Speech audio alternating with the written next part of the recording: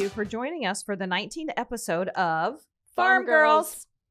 Today, our VIP, very important pharmacist is Faheem Rashidi, who owns Lincoln Pharmacy and A Street Market in Lincoln. Yes.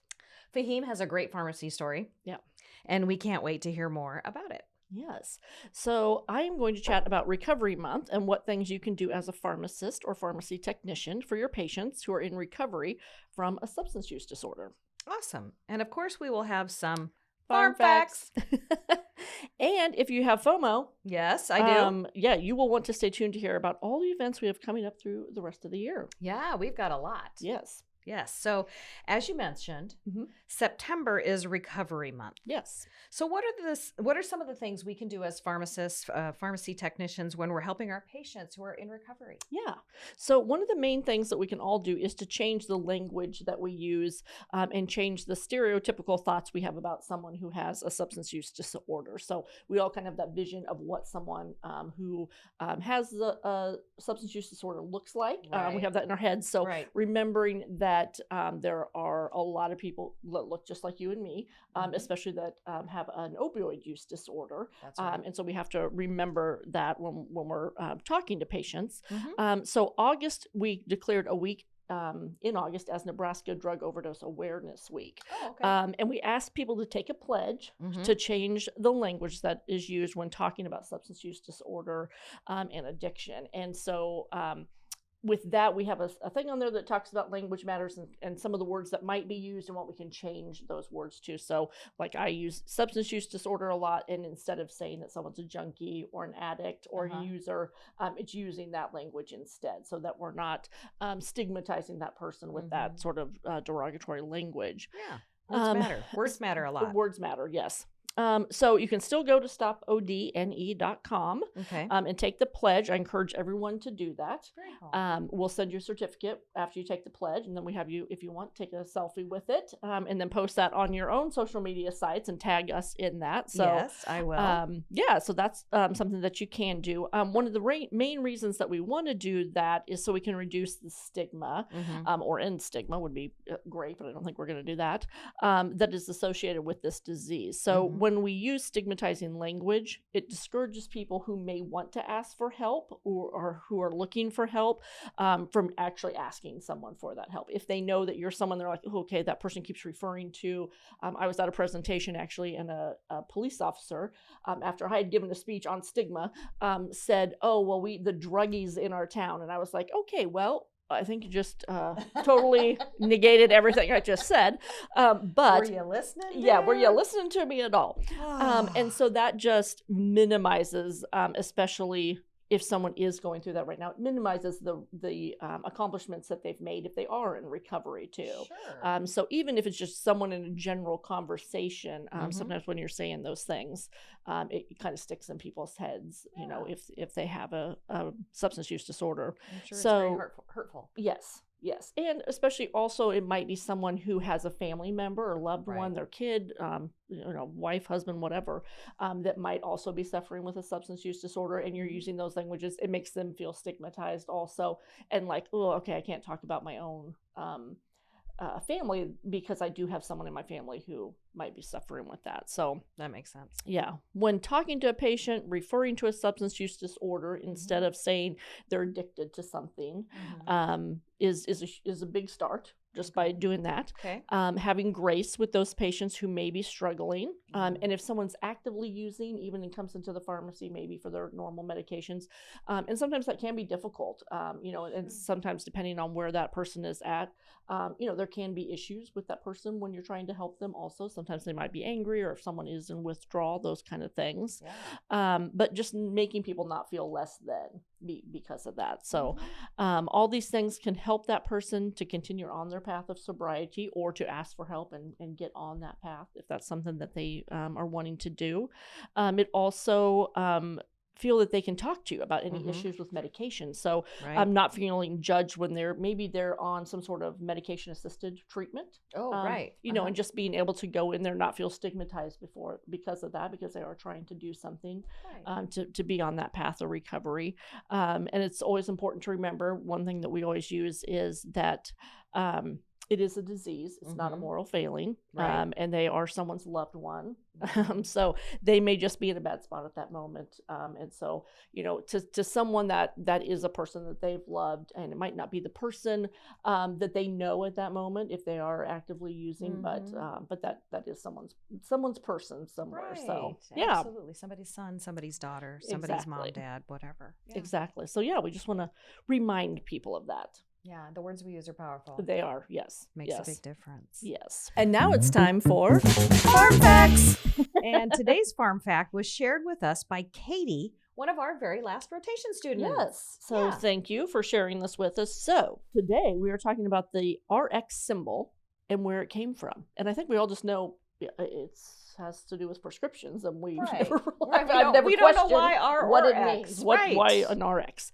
So the RX symbol is derived from the Latin word for recipe. Oh. This makes some sense, since as a pharmacist, you're whipping up medications. All the time. Yes, all the time. You got your mortar and pestle to do some compounding instead of making your herb mixture. Yes. Yes. So prior to the 1950s, most prescription medications in America were compounded by pharmacists. Okay. That is, each medication was custom made from raw ingredients to suit an individual patient's needs. Oh. So the symbol is also believed to have come from the ancient Egyptian symbol for the eye of Horus. Oh. Yes. Who's Horus? Horus was believed to have healing powers. Oh, okay. And I think we can agree that medication has a lot of the times is making us feel healed, making us feel better. You're Let's like, hope okay, so. all of a sudden you feel healed if you Yes. actually, take your antibiotic as you're supposed to. So there you have it. Now we know what that RX actually means. That's wonderful. Thank you for sharing. You're welcome. That's good to know. So let me introduce our VIP today, Faheem Rashidi, the owner of Lincoln Pharmacy and A Street Market. Yep. Thank you for being with us today. Thank you. Glad Faheem, to you be have here. You have a great story, and you do amazing things in our city. And we're so excited to have you here with us today. So you're originally from Afghanistan, and you came to Lincoln in 2000. Is that right? That's correct. I came straight to Lincoln, Nebraska in 2000, beginning of 2000. And you were how old then? 16. Oh my gosh. So tell us a little bit about that story and what it was like for you as a 16-year-old in the United States in Lincoln, Nebraska, of all places. So I was born in Afghanistan, in southern part of Afghanistan, and it was very different and remote from the rest of Afghanistan that you see in the news. Probably majority of the people don't even know what a car is when you ask them. At age 8, my father passed away, and it was hard for my mother and the children to survive. So we migrated to Pakistan, the neighboring country, to live in refugee camps, because Pakistan had some refugee camps supported by the United Nations. So that is where I went at age 8. And then at age 16, my sister one day just came home and said, we're going to America, I think. And no idea about America. Where is that? Where is that at? How long will it take us to get there? Do we walk or are we driving? 16 hours of long flight. Never have seen the plane before. Oh my gosh. Ended up in Lincoln, Nebraska, actually, after a few stops in New York. And Lincoln has been home ever since. Wow. That is amazing. And it was your mom, your sister, you, and was that it? Or did you have my family? mom, my 5 sisters. One of the difficulties in Afghanistan still is that women don't have the opportunities to work and be the breadwinner, I guess, to make money and support families. So that was the reason we went to Pakistan to live there. And then from there, here to Lincoln. Wow. Very nice. Wow, what a story. Yeah. Okay. So what is your pharmacy story then? When did you decide that you wanted to go to pharmacy school, and where did you go to pharmacy school? So when I got here, one of the things I was doing is my goal was to learn English. Okay. Wow. When I was back in Afghanistan and Pakistan, the only thing I knew was that life the limit is where I am right now. I Mhm. didn't know the opportunities and what exists beyond that. So we came in our first week of being in Lincoln Catholic Social Services orientation. Mhm. They had a 2 weeks orientation. They took us to the Capitol building. Okay. And the caseworker was telling us that this is the governor's office. Mhm. I'm like, wait a second. Were we really in the governor's office? That can't be true. If I am in the governor's office, that means there are a lot of doors here for opportunities for me coming from a refugee camp to work hard and be in this building and open the way for the rest of the family members. Mhm. That actually kind of got stuck in my mind, but everybody I was speaking to, they're like, you have to learn English. So I decided to, and I can't take a bus. So they give us bus passes. I cannot take a bus. So I was riding a bike in snow, winter, summer, from church to church where they were offering English classes to learn English so I can go to the next step, go to school and college. At one point I can't remember who it was, but somebody said, hey, you should take some classes in college, go apply. Then I went to UNL, like, I want to be a student here. And then they kind of guided me from there, started ESL classes. But from there, it was in the first 2 years that I was walking in front of the Walgreens one day and I saw a friend of mine, Zach. He's my brother-in-law now. So I met him. He was working with Walgreens. And then I said, can I work in here too? They said, you can't work, but then you can be probably a cashier or a volunteer. So I started as a volunteer.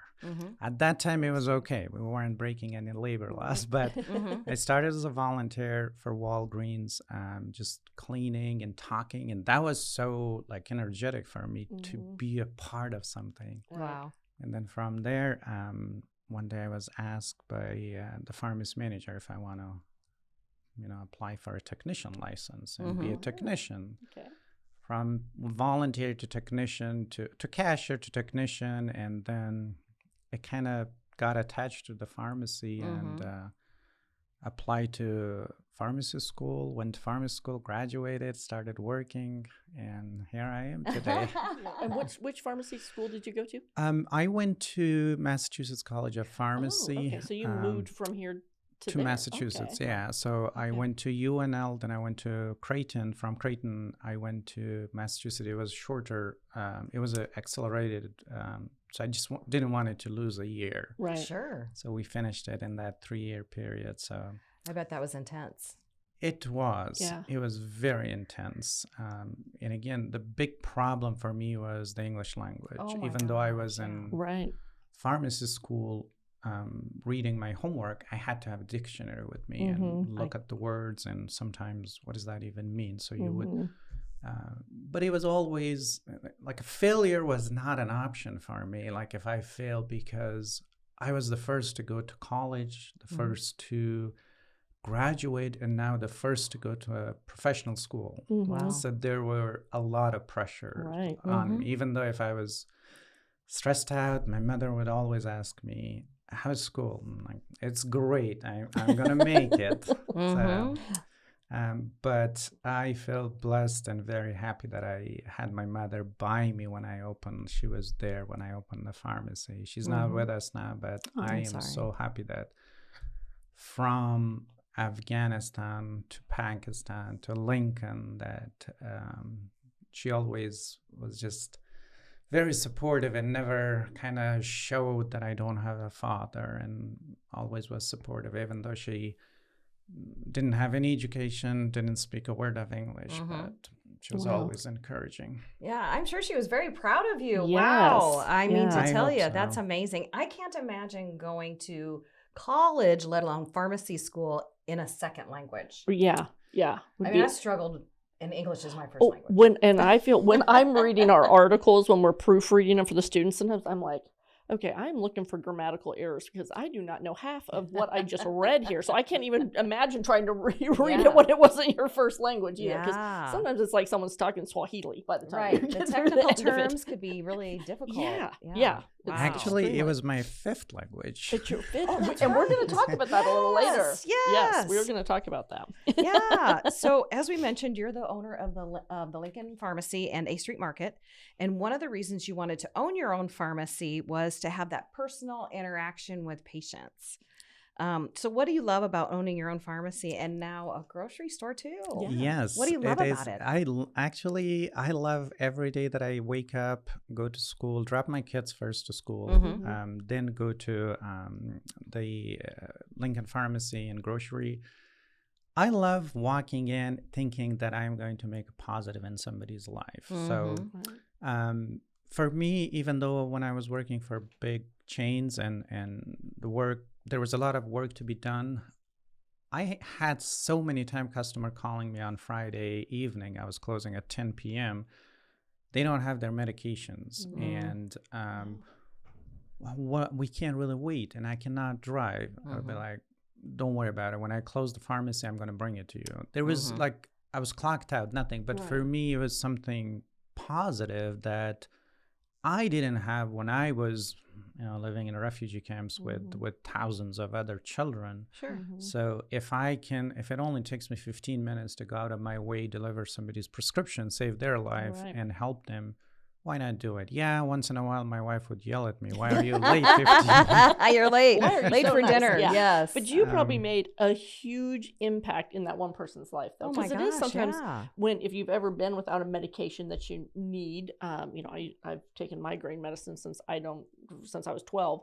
And there were times when, you got 4 Imitrex at a time. It's all you got for a month. Wow. And so, but if you ran out or something, it was panicky. Or you ended up having to go to the hospital. So, for someone to that's exactly true. That's exactly true. And when you will look at the patient's prescription that you take to them, or they will ask for it, it was something that their life depended on it, whether it was diabetes medication, blood pressure medication, or cholesterol medications. And you just can't, as a healthcare professional, I just couldn't say no to them. That it seemed like I was preventing something that I can do. So going through, I learned a lot from my previous jobs, and nothing against the big corporations and chains, but for me, I was looking for a different path, that I'm not being promoted or being encouraged by the number, by metrics, or by something that I wanted to be more, something that somebody tell me, oh yeah, you helped me with my medications. You brought my medication. That's what I wanted to do. So I opened my pharmacy, small pharmacy. It was a risk to be a father of 3 children at that time.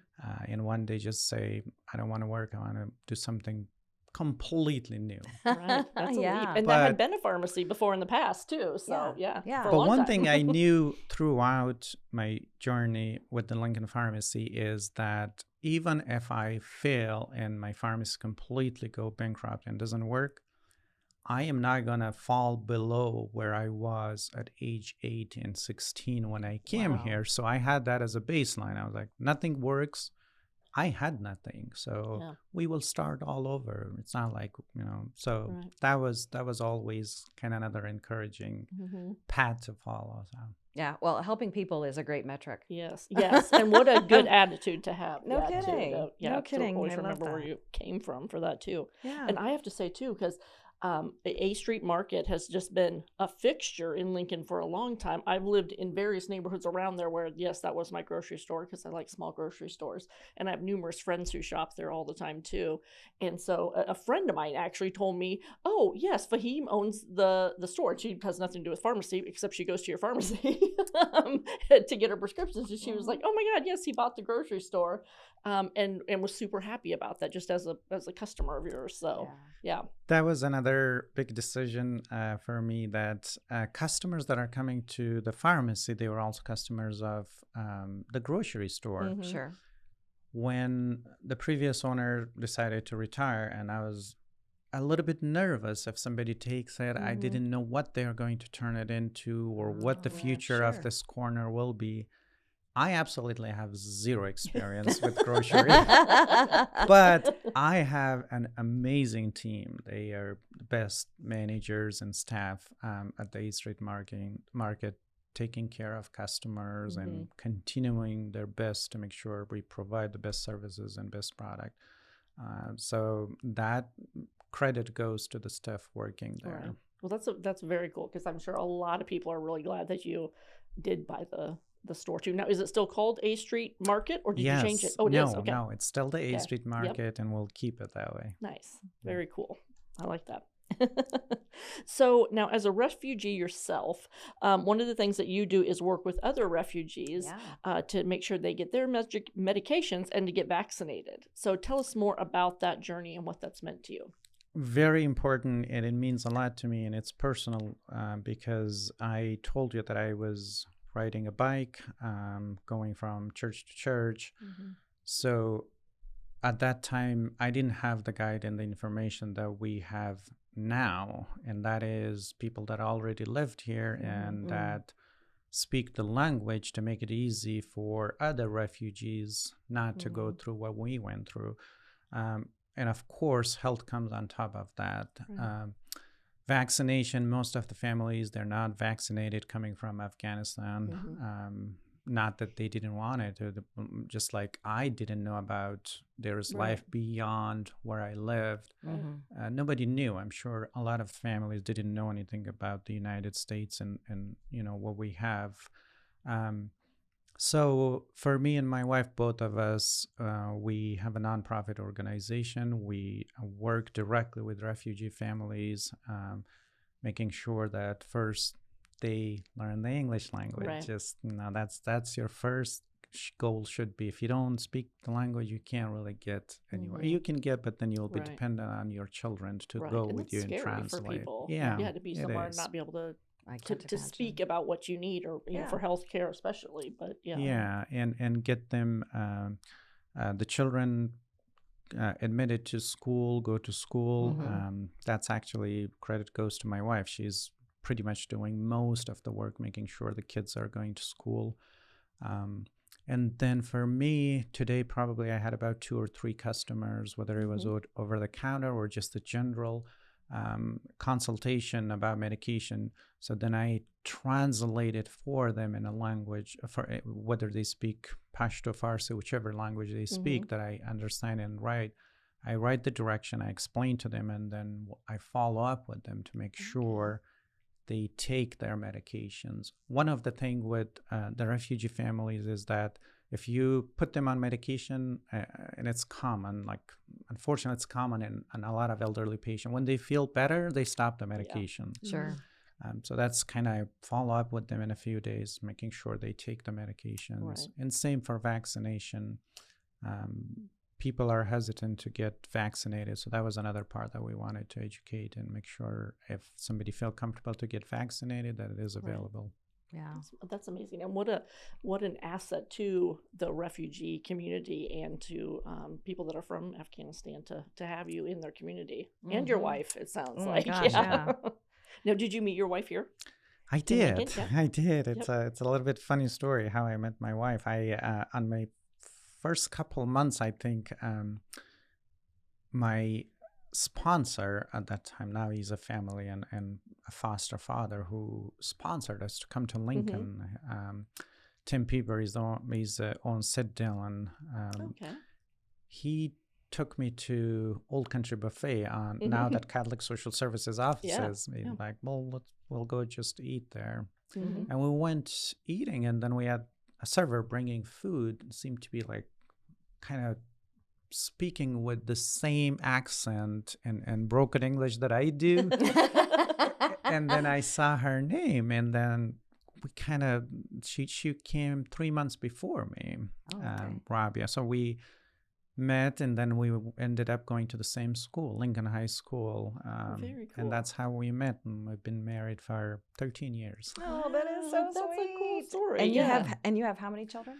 I have 5 children. Oh my goodness, Wow. you're a busy dad. Yes, Yes. 5 children. I have Yeah. a 2 months old newborn. Oh my gosh, congratulations. Thank you. Yes. Wow. Yeah. And so, and your wife, you said, helps you run this nonprofit that you have also, Yes. besides raising 5 children. Yes, gosh. she's Oh a my full-time gosh. mother, Yeah. and she is also very passionate about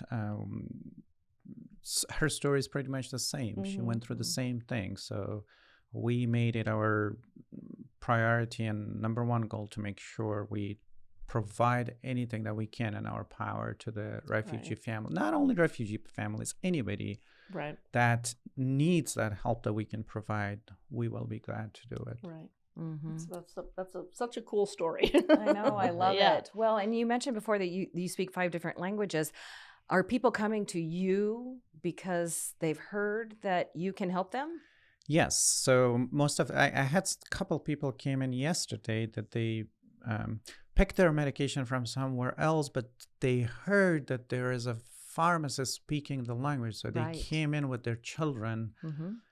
had the medication prescribed about 5 days ago, and they didn't know how to take it, what it's for. Oh, wow. Oh, geez. So sitting and going through that, I can't tell you how happy that person was Yeah, I can leaving the imagine, pharmacy. yes. I bet. So yes, they hear about the languages that I speak, and some of them call, some of them just show up walking from miles and miles away. Sure. But it's just a great experience and just a humbling experience actually to be able to contribute in this way back to the society. Yeah. Wow. You're amazing. Yeah. Thank you. Now, what are the 5 languages that you speak? Are they all different dialects that come from Yes. So Afghanistan? so If the that's even- two. if I even said that right, I don't know. Yeah. So the two main languages spoken in Afghanistan are Pashto, it's about Okay. 50% of the population, and Dari, similar to Persian from Iran. Okay. So I speak both of them fluently because my mother spoke with us always in native language. Then I went to Pakistan living in refugee camps, so I was kind of forced to learn Urdu, which is a completely different language at age 7. And then Hindi, which is also part of that part of the country. And then at 16, I started learning English, so I speak a little bit of English as well. I think his English is better than mine. Yeah, I think, he does a great job. Yeah. No kidding. Oh, that's great. Okay, so you also work with a lot of underserved minority communities in Lincoln. So tell us a little bit more about that also. So the most of the families that are minorities are refugee families, and why they're underserved is because they don't know how to dig into the resources available. It's not that the resources are not available for them. The problem is that they don't know how to look into it, where to go. Yeah. Just to give you another example, we had a family coming in that their refugee status is delayed for almost 4 and 5 months because they didn't have their proper vaccination. Just a very simple thing that we could have just say, hey, go to the health department, make sure you get the vaccination. There are some religious beliefs that, you don't want to get vaccinated, and we respect people's, personal decision, medical decision they make about their health. But if they want to be vaccinated, I think it was a very easy fix to just say, hey, go to a pharmacy or go to. So it was very quickly, we took care of it, filled out the paperwork, and happy that they were on their way. The other thing is the transportation part. Right. Yeah, so that huge, is another one. Just like for me, I couldn't, even though I knew there's a bus, I couldn't take it, because otherwise I would be sick all day in class with motion sickness. So, so that's why I had to walk to classes and ride a bike.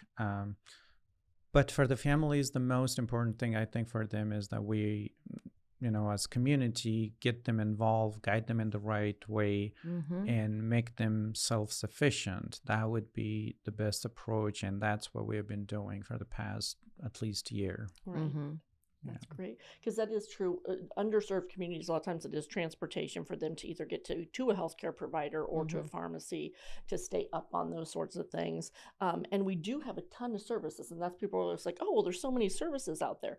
But sometimes the services aren't super easy also to That's go true. and get, And especially connect, yeah. sometimes if it's, oh, well, you just go downtown and go to this, government office. And sometimes that's not always the easiest place to No. go and try to navigate the system and Right. do a lot of And paperwork. And if you're, especially if English is your second language or you don't speak it at all, it might right there just stop you from even doing what you're supposed to be doing. right, and then you go find your place, and then you don't know what to ask. You don't speak Right. the language. Yes. Yep. So then you have a child with you to translate, but if that child is in school, you don't even know how to get to the grocery store and buy food. Right. Right. Yeah. Right. Yeah, and that is the hard thing. And it is, we do have, it is a lot of kids that do translate for their parents, which I think is great. Actually, I used to have a customer when I was cutting hair, and the little boy would come to me and he would tell me what his mom, she wanted his hair to be cut, and her and I would smile and laugh a lot together with him. But so we made it through. But when that person is having to go do some of these things, that's a hard spot to be in. Very true. And you can't, and if you can't take your little kid with you there, so One thing about the kids translation, it's always helpful, but kids are kids. Parents ask something. Now that I know, when they come with their parents and parents try to say something, kids will try to not say words that they think are either embarrassing for their age or right. I hadn't thought about that. so they will translate, but they will translate what they think is, appropriate. okay. Or I didn't think, Sure. especially with medications, that could Right. get tricky, or Right. health concerns. Yeah, that Right. could get tricky. Yeah. Yeah. So that's another thing, Wow. but that's the best and the closest help, the fastest help available for parents to use. Yeah. One of the things I've always admired about Faheem and his staff at the pharmacy is they're not afraid to try anything. You were one of the first pharmacies that wanted to get access to the COVID vaccine and COVID testing. You were all in. Yes. I love Yes. that. Yes. So what do you hope to see in the future of our profession? I like to be considered, or I want pharmacists to be considered healthcare providers. Okay, right. We are, our pharmacists are, we've heard it, and it's very true, the most accessible healthcare professionals you can find. There is nobody else you can tell me where can you walk in, ask for consultation without an appointment, without for a fee. You go, you get the treatment that a pharmacist can provide, and you walk out of there. I think this should be taken a little bit more into consideration, that pharmacists are contributing a lot, whether it's with vaccination, consultation, medication management. We should be at least considered healthcare provider and become part of the healthcare system more than just standing and dispensing medications. Yeah, that's true. I agree. Very true. Yeah, I think agree. a lot of people you do get the misconception of, oh, well, they count pills, Right. And especially in pharmacies like yours or other independent pharmacies or pharmacies that are in smaller communities, sometimes that is the person who is giving you direction, offering you advice on medical conditions. The only healthcare provider in town. Right. In some of cases, as we've traveled across the state. Yeah, for sure. Yeah. Well, let's do something fun. All right. All right. Yes. Okay, Yes. so we're Do going it. to play a game now. Okay. Oh. Name that drug. Oh gosh, it's been a while Okay. for me, so Okay. I might not get that correct. Okay, so I did a little research, and Faheem and I are going to play this game. I'm going to give him some clues about the top 200 drugs by worldwide sales in 2016. What year did you graduate from pharmacy school? 2016. Okay. All right. So And we're not going to go through all that was 200 right. of them. No. I've only Don't selected worry. a few. Okay. And so I'm going to give him some clues about these drugs that were in the top 200 when he graduated from pharmacy school. Okay. So our first drug, it's made by Abbott. It is the world's top selling drug, even today. Okay. It was the first ever fully human monoclonal antibody drug for use in patients. So I'm sure you studied that in pharmacy school. Yes, I'm sure we did. You were like, first If I monoclonal can antibody. remember it. Yes. Yes. Okay, so over its lifetime, it's been approved for 15 indications. Okay. The brand name is an acronym for Human Monoclonal Antibody in Rheumatoid Arthritis. So it was first approved for rheumatoid arthritis. Okay. Yep. Any guesses? Is it Humira? Yes, yes. And this drug has such an interesting history. So Abbott gave the drug name Humira as an abbreviation for human monoclonal antibody in rheumatoid arthritis. It received approval in 2017.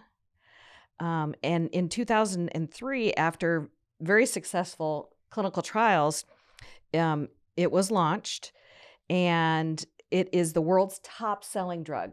And I think we both agree that it's probably because it is really expensive. Yes. Last month we did what were the top prescribed drugs. I don't think this was one of them. But this one, if we were doing it by dollar amount. Yes. So the revenue in 2015 alone from Humira is double what Abbott paid for this drug. Oh my gosh. Wow. Yeah, already exceeding its lifetime revenue since beginning, already exceeding $80 billion. Wow. And it is predicted to become the top-selling drug of all time.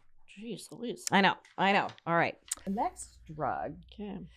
is a combination drug for hepatitis C. Now, I'm guessing that your pharmacy doesn't carry this drug in particular. It was approved in 2014, and it was discovered and developed by Gilead.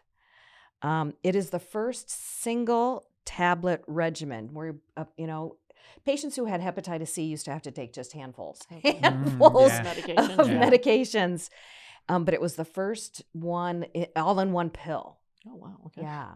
Okay, I think I have a clue what that is. Okay. Is that Harvoni? Yes. Yes. So this medication is one of the drugs that is very hard to get through the pharmacies because of the insurance and the doctors that are infectious disease specialists. They can get it or they can put a special order for it, but directly ordering from the supplier this medication is a little bit, you're right, so we don't have it, and it's a little bit tough to get it. Yeah, it comes from specialty pharmacies to patients, but it's been a big game changer. It's an interesting. Okay, so the next one I know Faheem knows all about. So it was the first once daily long-acting insulin. Okay. Approved in April of 2000, made by Sanofi. And you asked about generic before. Yeah. They're actually, for this particular insulin, there is an interchangeable biosimilar that can be substituted for this one, which became available in 2021 in July, and it's called Semglee. So I don't know if Faheem remembers the brand name for this one. I think I do. Yes, It's is pretty it common. Lantus? Yes. It's pretty Yes, common. Common. He probably use it a lot. Yeah, Semglee is available, but unfortunately, a lot of the insurance don't cover it. Oh, so you have to go back to Lantus. Oh, okay. Yeah. Okay, they don't want you to use the interchangeable just yet. Not yet. Okay. Not yet. That's interesting. Very good to know. Well, when I was doing my research on this, I went down a Dr. Google rabbit hole. Yeah, you can do that. Yeah, for sure. I did, and I found this little fact that I thought was fascinating. So in 1889, in the laboratory of a man named Oscar Minkowski and Joseph von Mering, it was observed that a dog developed diabetes when they took out his pancreas. Oh. Anyway, I wonder if that was for like he was ill or they were just trying something just curious. out. Yeah. Just curious. I feel bad for the dog. Yeah. Way, well, and it maybe, sounds like there were a lot of dogs that lost their pancreases in the whole learning curve about insulin. Oh, interesting. I know. I'm sorry, Amy, dog lover that you are. I know. Gosh, poor doggies. Yeah. So a company called Connaught Laboratories they had Lantus originally, and they preceded Sanofi, who has the drug now. They initiated a large-scale production of insulin. Sanofi did. They were unable to meet the insulin demand, so they entered into a collaboration with Eli Lilly to develop larger-scale production of Lantus and enabled them to reach the global demand. Okay. So when I graduated from pharmacy school, insulin came from pigs or cows. Right. And now it's all made in a lab by E. coli. Yeah. And so a lot more accessible. I did not know it came from pigs and cows. Yeah, it's the closest. Pigs is closest match to human insulin. Oh, real close, okay. but no cigar, right? That's I mean, why some people couldn't use it. Yeah, it was so expensive 20 years ago or 15 yeah. years ago, is because you would hear about it or read about it that they have to kill a horse or get it from a horse. That the cost was so high that most of the people couldn't afford it, and then there was in a 10 milliliter vial that you had to carry with you. But yeah, we came a long way when I with the research and progress in pharmaceutical industry. It's available in pens and readily available in cupboards. So. Right. Well, it's not real easy to get a pig or a cow to give up their insulin. How many pigs and cows do we have to go through to get enough insulin for people? Right. Yeah. Okay, moving on to the next drug. Okay. This is a big one. So this drug was a collaboration between Pfizer and Bristol Myers Squibb. Okay. It was an oral anticoagulant used to treat blood clots and to prevent stroke in people with non-valvular AFib or atrial fibrillation through directly inhibiting factor 10A. The approval actually was stalled in the United States until late 2012 because there were some major bleeding events, I think, in Europe. Okay. And this actually is available in generic already. The first generic came out in December of 2019. Okay. So I don't know if you have a guess on this one. I might need some more clues. It can be warfarin, so it has to be Eliquis, maybe? Yes, okay, that's there exactly you go. right. Very good. Yeah. And the one thing I thought was interesting, I don't know why this struck me as interesting, is the anticoagulant effect of apixaban or Eliquis can be expected to persist for at least 24 hours after the last dose, which makes sense because you take it once a day, right? Right. Actually, Eliquis is a twice a day medication, but the after effect, that's why there's a bridging period that if the doctor decided to switch from, let's say, from Eliquis to Xarelto, there is that bridging period. It is a twice a day medication. Twice a day, yeah. The generic is still not available for commercial use for retail pharmacies. I did hear from a few customers that they were offered from the manufacturer to send it to them in generic form with lower copays. Wow. But the big suppliers still don't have it in generic to order, at least for pharmacies. Not yet. Okay. All right. Okay. And then I think this is our last drug. No, we have two more drugs. The next one is a drug made by Biogen, approved in March of 2013 to treat relapsing multiple sclerosis. I thought this was really interesting because I didn't remember this. The most common side effect of this is flushing, and it happens in 40% of the patients. Oh, wow. Flushing. Yeah. So they get red and sweaty like a hot flash, like me, all the time. Yeah, like me too. Yes. And this kind of blew me away. The first use was in 1959 when a German chemist used it topically to treat his own psoriasis, even though the indication is not psoriasis. Yeah, at all. Yeah. Okay. So he rubbed it on himself to treat his own psoriasis. And in Europe, they were using this compound to protect upholstery and shoes from mold during storage. Interesting. Okay. But people in Europe, they got a skin irritation and other problems. And it was actually banned in the use of consumer goods. Maybe because they were sitting on furniture that had it slapped all over it, or their shoes were full of it. Yeah. I might need Amy's help on this a little bit to see, if we can team up on this, Marcia, and see if we can get the answer. So, I have never heard of this drug. No. No. Well, We and might I don't need some know. help with Is it that. is it something that do you carry this drug? Do you know? It's an oral tablet. What's the color of the tablet? I don't Yeah. know. I don't know. Do we I don't know if know? it comes from specialty or not. It's Tecfidera. Oh, Tecfidera. Yes, Okay. yes. I've never. Yeah. Is that something you It's carry in a- the pharmacy? I don't. It's I specialty don't. It's a also. specialty Okay. in probably not commonly used because you just mentioned the facts about it, Yeah, so that's why yeah. probably There's rare to use. well, and Well, there's so many other drugs for I was gonna say multiple if the sclerosis. flushing is a common occurrence, I would think if a drug 40% is pretty high. It's very high. For I mean, because I mean when there's a commercial for a drug, you're like, oh my gosh, okay, why do we take any medication? Right. If you actually listen to the side effects, but it's normally a pretty low percent of people that have those side effects. Yeah. Right. I would guess, Yeah. but flushing isn't something people are going to be super No. jazzed about. If you No. had to be taken, would this No. be a daily medication? Yes. So yeah, that Yes. wouldn't be Most super. likely, But if I it's thought a tablet, probably it is a daily yeah, it's medication. daily. Yeah, so that wouldn't be super fun. Well, and then the reason I brought it up is it still was one of the top drugs Oh wow. in 2016. Oh, So we've come a Interesting. long way, baby, in Yeah. treating Yeah. multiple sclerosis. yeah. All right. Yes. Last one. Okay, so this drug is made by Novo Nordisk. Okay. It was approved for use in the United States in June of 2005. I found this interesting. It is on the World Health Organization list of essential medicines. I don't know what you have to do to be on that list, but I thought that was Right, very yeah. interesting. In 2020, Uh-huh. it was the 124th most commonly prescribed medication in the United States with more than 5 million prescriptions. Okay, I think I know what that is. Yes, yes. Is that Levemir? Yes, yes. So Levemir is a long-acting insulin. Okay. Yeah. So yeah, I mean, we can't stump Faheem. He No. knows his stuff. He knows his stuff. Yeah. Yes, He does. He does. Absolutely. Well, thank you.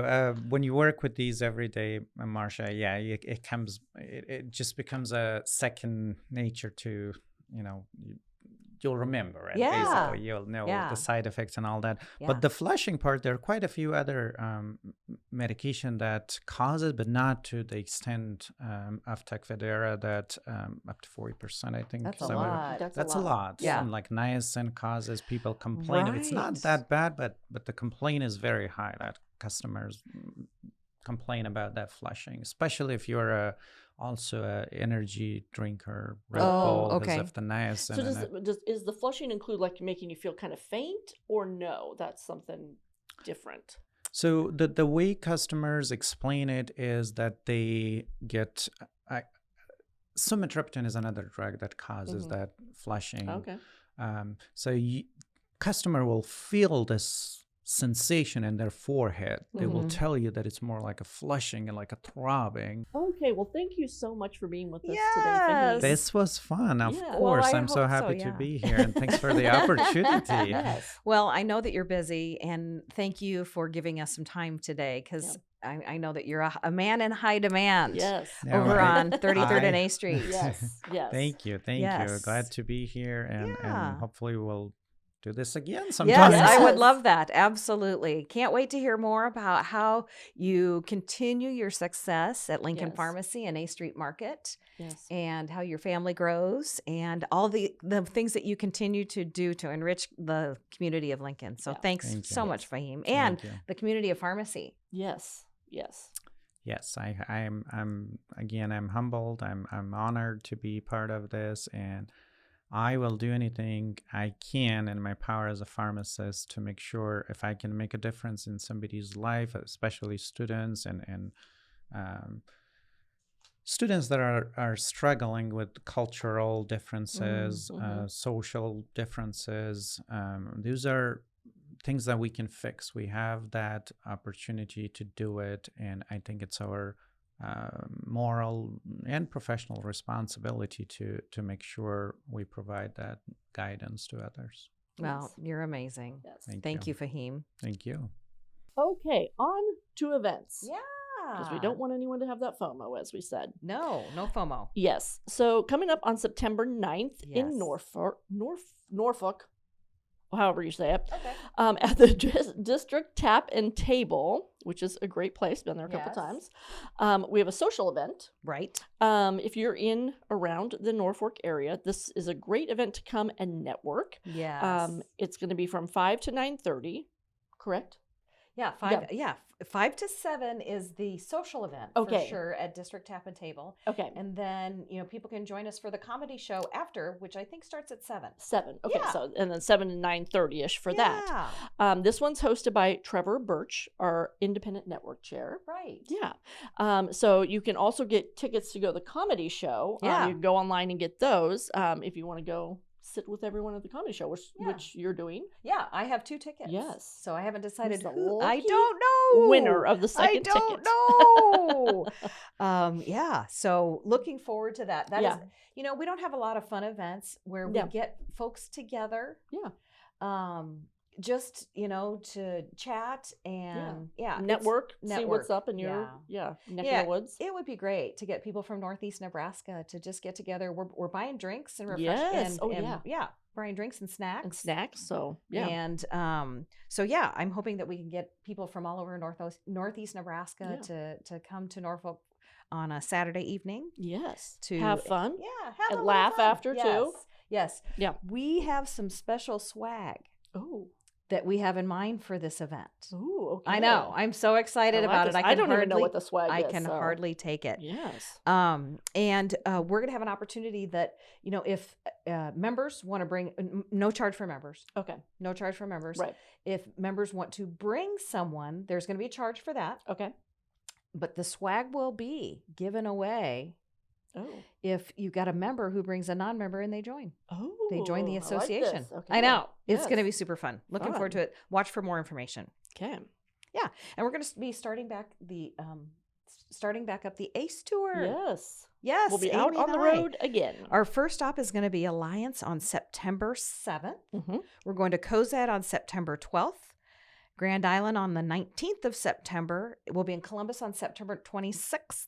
Okay. Wayne on October 10th, Ashland on November 2nd, and we will finish it all off in Beatrice on November 11th. Perfect. Yeah. We are so excited to be co-hosting these programs with Right. the University of Nebraska College of Pharmacy and the Dean's Office. Very cool. Dean Olson will be joining us, and we're going to be we're going to call it our Night Owls. Yes. We're going to meet at 7:30 p.m. Yep. So people can come and join us for dessert, drinks, Yeah. little something, something. A little something, something. Yeah. And tell us what keeps you up at night. We want to know what keeps people up at night. And we're going to hear from you. Yeah. Yeah. It's a listening tour. Yeah, listening to it. We're going to listen to see what we need to be doing for you. Right. Yeah. Right.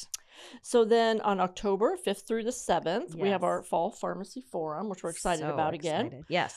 If you're an NPA member, it's free. Right. And then for non-members, it will be $200. Right. If you're a non-member. For So a pharmacist. For pharmacists. Yeah. And techs will be $50. That's right. So, For non-members. Members is free? Yes. Yes. So that'll be great. Yeah. Our keynote will be Tim Ulbrich, Uh-huh. your financial pharmacist. Yes. We sent out a survey to see what our members wanted, and there was numerous things. So he's narrowed it down to a few things that you guys have asked us to talk about. Right. We're also going to have the welcome box again. Yes. Other topics, we'll have, of course, law updates, what's going on in Washington on the federal level, patient safety, and more. And you can earn 8 CE credits for doing this. So if you attend all of the sessions, which people can come and go. With the Fall Forum, right, and go to the sessions that work for them, right. But they can earn up to 8 credits if they do the whole thing. Yeah. So look online for those things too, and get more information. Yeah. So make sure you follow the NPA on Facebook. Yep. If you're a member, we'll keep you updated in the daily news dose, and you can always go to the events page at npharm.org, our website. Yes. So we want to thank you for joining us today. And again, thank you to Faheem for joining us today on this 19th episode of Pharm Girls.